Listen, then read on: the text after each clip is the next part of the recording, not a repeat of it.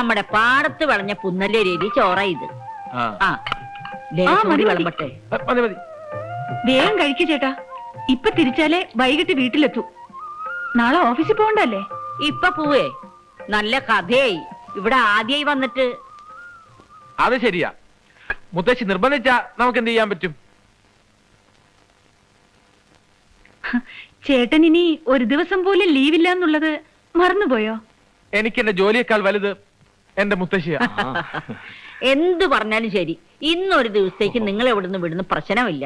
നാളത്തെ കാര്യം നമുക്ക് ആലോചിക്കാം, അല്ലേ ഗുരുക്കളെ? എന്താ പറഞ്ഞത്? ഞാൻ കേട്ടില്ല. മാങ്ങാത്തൊലി.